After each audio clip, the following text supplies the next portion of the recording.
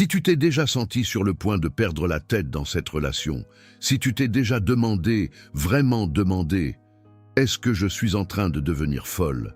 Alors cette vidéo est pour toi. Et je veux que tu restes jusqu'à la fin, parce que ce que Jung a expliqué sur ce que tu ressentais près de lui va changer quelque chose de fondamental dans la façon dont tu te vois.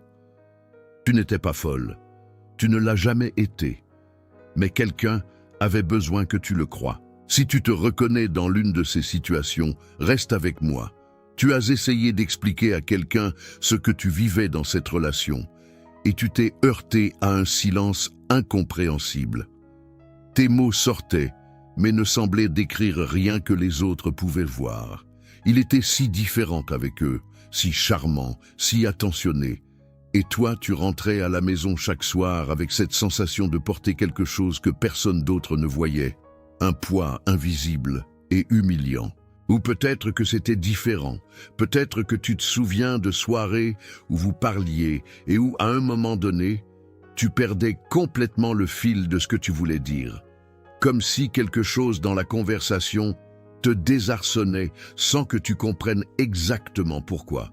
Comme si le sol se dérobait légèrement sous tes pieds, et lui continuait à parler avec ce calme qui te semblait suspect, ce calme de quelqu'un qui sait quelque chose que tu ne sais pas, ou peut-être que tu as des souvenirs d'événements précis que tu te rappelles d'une façon, et lui s'en souvient d'une façon complètement différente. Et dans le doute, tu as fini par te dire que c'était peut-être toi qui avais mal compris, toi qui avais mal interprété. Toi qui avais réagi de façon disproportionnée à quelque chose qui n'était pas si grave. J'ai vécu exactement la même chose. Pendant des années, j'ai cru que ma perception était défectueuse, que j'avais un problème fondamental avec la réalité, que si je pouvais juste apprendre à ne pas réagir autant, à ne pas ressentir autant, à ne pas voir autant, les choses iraient mieux.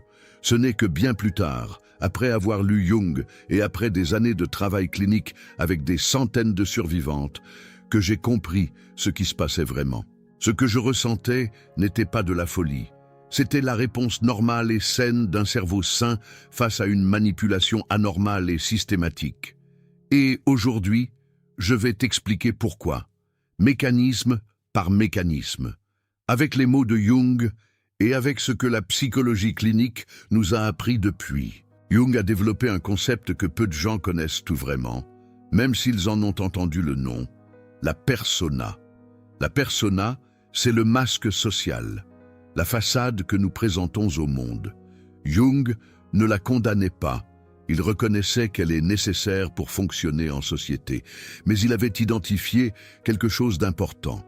Quand la persona devient trop rigide, trop étanche, quand il n'y a plus rien de réel derrière elle, quelque chose de dangereux commence à se produire. Et le narcissique, dans la théorie jungienne, c'est précisément ça, une persona gonflée et impénétrable qui recouvre un vide intérieur complet. Retiens ce point, parce que tout ce que je vais te dire ensuite en découle directement. Quand une persona est vide derrière le masque, elle a besoin de quelque chose pour se maintenir. Elle ne peut pas s'auto-alimenter. Elle ne peut pas puiser dans une vie intérieure riche parce que cette vie intérieure n'existe pas. Elle doit trouver cette alimentation à l'extérieur, dans les réactions des autres, dans la validation constante, dans la capacité à contrôler la façon dont les autres le perçoivent. Et toi, avec ta sensibilité particulière d'empathe, avec ta capacité à voir derrière les surfaces et à percevoir ce que les autres ne perçoivent pas, tu représentais quelque chose de doublement précieux et de doublement dangereux pour lui. Précieux, parce que ta capacité à t'investir émotionnellement et à te connecter profondément lui donnait exactement le supply dont sa persona avait besoin. Dangereux, parce que cette même capacité risquait de te permettre de voir la vérité qu'il passait sa vie à cacher. Voilà le vrai point de départ de ce que tu as vécu. Et voilà pourquoi il fallait, pour lui, que tu ne fasses jamais confiance à ce que tu percevais. Mais voilà où ça devient vraiment important. La première chose à comprendre sur le mécanisme qui te faisait sentir folle, c'est qu'il ne naissait pas d'une décision consciente et froide de sa part. En tout cas, pas au début. Jung avait identifié ce qu'il appelait des mécanismes de défense inconscients, des façons automatiques dont le psychisme se protège de ce qu'il ne peut pas supporter de voir. Et l'un des plus puissants de ces mécanismes, c'est la projection. La projection, Jung l'a décrite et analysée en profondeur. C'est le processus par lequel ce que nous ne pouvons pas reconnaître en nous-mêmes, ce qui nous fait trop honte, ce qui nous terrifie trop si on y regarde vraiment, on le projette sur quelqu'un d'autre. On le voit chez l'autre, on en accuse l'autre, on en fait le problème de l'autre.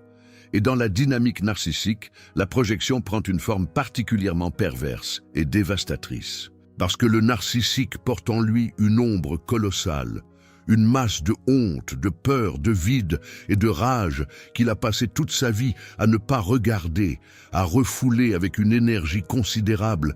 Il projette cette ombre constamment. Et sur qui est-ce qu'il la projette le plus facilement? Sur la personne la plus proche de lui. Sur toi. Voici comment ça se traduit concrètement dans la vie quotidienne, et je veux que tu y réfléchisses avec tes propres souvenirs. Il t'accusait d'être trop sensible, mais en réalité, c'était lui qui ne supportait pas la moindre remise en question. Il t'accusait de réagir de façon excessive, mais en réalité, c'était sa propre réactivité défensive qui était excessive, explosive, imprévisible. Il t'accusait de créer des problèmes là où il n'y en avait pas. Mais en réalité, c'était lui qui créait des crises en réponse à tes perceptions justes et légitimes.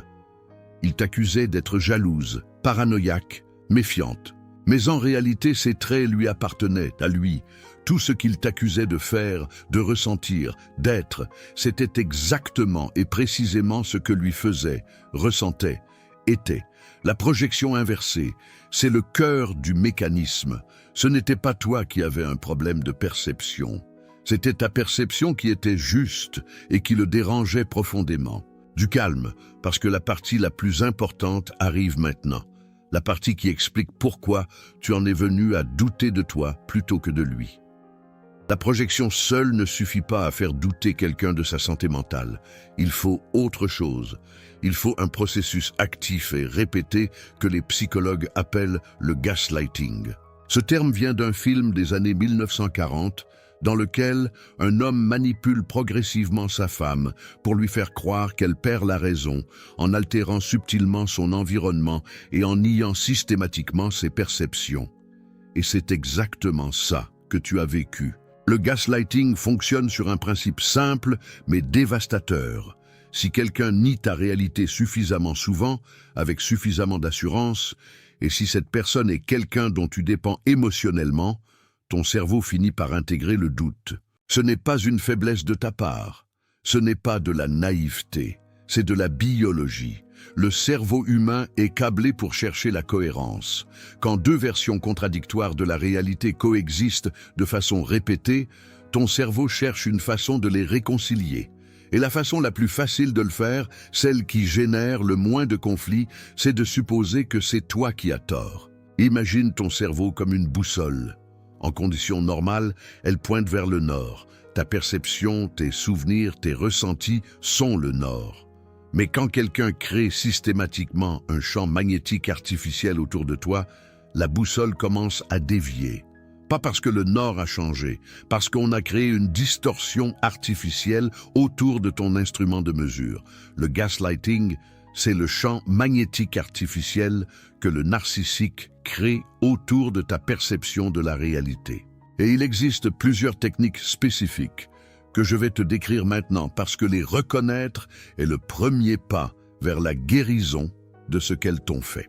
La première technique, c'est la négation de la mémoire. Il te dit que tu n'as pas bonne mémoire, que tu te souviens mal des événements, que ce n'est pas ce qui s'est passé, que tu inventes ou que tu déformes. Répété suffisamment souvent, cela crée ce que les psychologues appellent une dissociation de la mémoire. Tu commences à douter de tes propres souvenirs, à les reconstruire à partir de sa version plutôt que de la tienne. La deuxième technique, c'est la minimisation de tes émotions. Tu ressens quelque chose d'intense, tu le lui exposes, et il te répond que tu exagères, que ce n'est pas si grave, que tu cherches le drame. Progressivement, Tu apprends à ne plus faire confiance à l'intensité de ce que tu ressens. Tu te censures avant même d'ouvrir la bouche. Tu te demandes si tu as le droit de te sentir comme tu te sens. La troisième technique, c'est la disqualification de ta perception.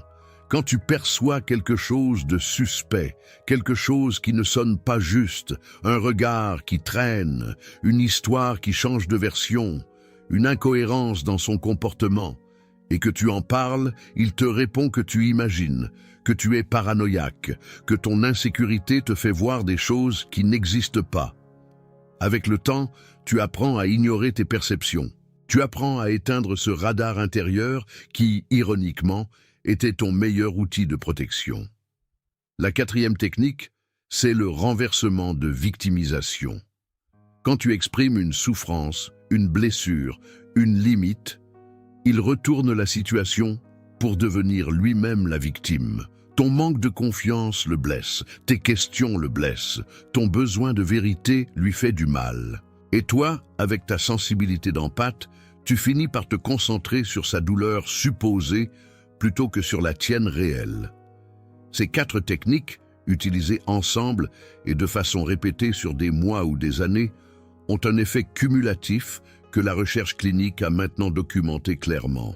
Elles créent quelque chose que les spécialistes appellent le syndrome de la victime narcissique. Un état dans lequel la personne a perdu confiance en sa propre perception, en sa propre mémoire, en ses propres émotions, et dans lequel elle dépend de son agresseur pour reconstituer sa version de la réalité.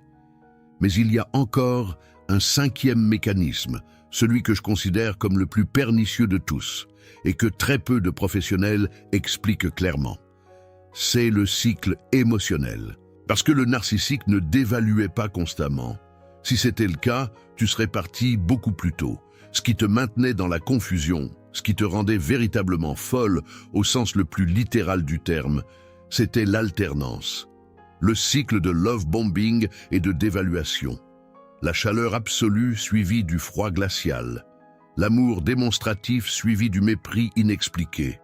L'intimité profonde suivie du retrait total. Ce cycle crée quelque chose que Jung aurait reconnu comme une dissonance cognitive profonde. Ton cerveau reçoit 2 informations contradictoires sur la même personne. Parfois, il est le plus merveilleux des êtres humains. Parfois, il est distant, cruel, méprisant. Et ton cerveau, qui cherche la cohérence, essaie désespérément de réconcilier ces 2 versions en une seule. Et comment est-ce qu'il fait ça? En cherchant une explication qui maintient la cohérence. Et l'explication la plus simple, celle qui résout la contradiction, c'est moi le problème. Quand il est froid, c'est parce que j'ai fait quelque chose de mal. Quand il est lointain, c'est parce que je n'ai pas été assez bonne. Quand il est cruel, c'est parce que je l'ai mérité d'une façon ou d'une autre. Quand j'ai compris ce mécanisme, quelque chose s'est mis en place en moi. Pas juste comme psychologue, mais comme personne qui avait vécu exactement ça. Cette façon dont je m'inventais des explications pour chacun de ces retraits. Cette façon dont je passais des heures à analyser ce que j'avais dit ou fait de travers. Comme si la réponse à sa froideur était toujours en moi, jamais en lui. Jung aurait dit que c'était le résultat d'une introjection. J'avais intériorisé sa logique à lui comme si c'était la tienne. En 15 ans de pratique clinique, avec des survivantes de violences narcissiques, j'ai vu ce syndrome dans ses formes les plus légères et dans ses formes les plus dévastatrices. Et ce qui me frappe chaque fois, c'est l'intelligence et la clarté des femmes qui en souffrent. Elles sont souvent parmi les personnes les plus perceptives et les plus fines que je connaisse. Et c'est précisément ça, parfois, qui rend le doute encore plus douloureux. Comment est-ce que quelqu'un d'aussi lucide dans d'autres domaines de sa vie peut ne pas avoir vu ce qui se passait? La réponse, c'est que tu l'as vu. Tu l'as senti dès le début, probablement. Ce léger inconfort dans certains échanges. Cette sensation fugace de quelque chose qui ne sonne pas juste. Ce que Jung appelait une perception inconsciente de l'ombre. Mais le système de gaslighting avait été conçu précisément pour démonter cette perception avant qu'elle ne devienne une conviction. Tu n'étais pas aveugle. On t'avait rendu aveugle à ce que tu voyais. Souviens-toi de quelque chose que j'ai mentionné au début, la projection inversée. Tout ce qu'il t'accusait de faire ou d'être, c'était exactement ce qu'il faisait ou était lui-même. Il t'accusait de créer des réalités alternatives. Mais c'est lui qui reconstruisait les événements selon ses besoins. Il t'accusait de ne pas avoir une mémoire fiable. Mais c'est lui qui changeait ses versions selon ce qu'il arrangeait. Il t'accusait d'être émotionnellement instable, mais c'est lui qui créait l'instabilité en alternant les cycles de love bombing et de dévaluation, de chaleur et de froideur, d'amour démonstratif et de mépris glacial. Et voici la clé qui change tout dans cette équation. Si tout ce dont il t'accusait lui appartenait en réalité, alors tout ce que tu ressentais, cette confusion, cette impression de perdre pied, cette sensation de ne plus savoir ce qui est réel, c'était la réponse normale et saine d'une personne normale et saine à une situation anormale et pathologique. Ce n'était pas ta folie, c'était son reflet dans le miroir qu'il t'avait tendu. Jung écrivait « L'ombre est la chose qu'une personne n'a aucune envie d'être. Le narcissique n'a aucune envie d'être ce qu'il est vraiment. Alors il a projeté cette vérité sur toi, et tu l'as portée comme si c'était la tienne. Ça va faire mal à entendre, mais c'est la vérité dont tu as besoin. Tu n'étais pas folle. Tu portais sa folie à sa place. Et maintenant que tu comprends ça, tu peux commencer à la déposer. Tu viens de traverser une révélation importante. En quelques minutes, tu as vu le mécanisme exact décrit par Jung et confirmé par la recherche clinique qui explique pourquoi tu te sentais perdre la tête. Et tu as compris la vérité au cœur de tout ça. La confusion que tu ressentais n'était pas un symptôme de ta fragilité. C'était la preuve de ta santé.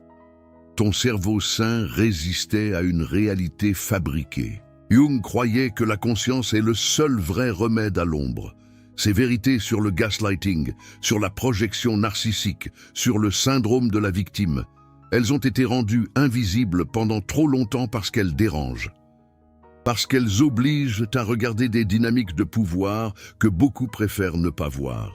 Si ce que tu entends ici t'a donné des mots pour nommer ce que tu as vécu, si quelque chose en toi a dit enfin « je comprends ce qui s'est passé », le super thanks là en bas n'est pas simplement un geste financier. C'est ta façon de dire que ces vérités doivent continuer à atteindre celles qui cherchent encore leurs mots dans le silence. Tu n'es pas spectatrice de ce travail. Tu en es une partie essentielle. Alors maintenant, concrètement, comment est-ce qu'on reconstruit ce que le gaslighting a abîmé ? Comment est-ce qu'on redonne confiance à une boussole qui a été désorientée pendant des mois ou des années ? Je veux te donner un rituel, pas au sens mystique du terme, au sens pratique et psychologique, une pratique régulière qui, répétée dans le temps, reconstruit quelque chose de précis. Ce que le gaslighting a abîmé en premier, c'est ta relation avec ta propre voix intérieure. Cette voix qui te disait quelque chose ne va pas. Cette voix qui percevait les incohérences. Cette voix que tu as appris à ignorer, à disqualifier, à éteindre avant qu'elle ne crée un problème.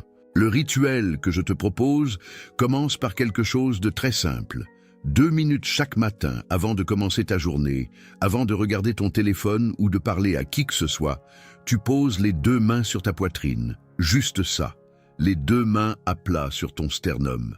Et tu te poses une seule question intérieurement. Comment je me sens vraiment, maintenant, dans ce moment? Pas comment je devrais me sentir, pas comment j'aimerais me sentir, comment je me sens. Ça peut sembler ridiculement simple, mais pour une personne qui a passé des mois ou des années à être déconnectée de sa propre expérience intérieure, ce geste est profondément radical. Jung parlait du processus de réconciliation avec soi-même, du fait de renouer contact avec sa propre vie intérieure après une période de dissociation. Ce rituel matinal est le premier pas de cette réconciliation. La deuxième partie du rituel, à faire le soir, demande un peu plus. Avant de dormir, tu prends quelques minutes pour noter, dans un carnet ou sur ton téléphone, une chose que tu as perçue aujourd'hui. Pas quelque chose que quelqu'un d'autre t'a dit. Quelque chose que toi, tu as perçu, ressenti, noté, une émotion, un inconfort, une joie, une intuition sur une situation ou sur une personne. N'importe quoi. L'important, c'est de documenter ta perception comme si elle avait de la valeur. Parce qu'elle en a. Elle en a eu toute la vie. Ce que cette pratique fait avec le temps, c'est reconstruire la confiance dans ta propre expérience. Elle te redonne des preuves concrètes, accumulées jour après jour, que tu perçois les choses correctement, que tes intuitions sont souvent justes, que ta voix intérieure n'est pas un problème à corriger. C'est un instrument de précision que quelqu'un avait intérêt à te faire croire défectueux. Il y a une troisième partie, et c'est la plus importante. Elle concerne la façon dont tu te parles à toi-même quand tu perçois quelque chose qui te perturbe.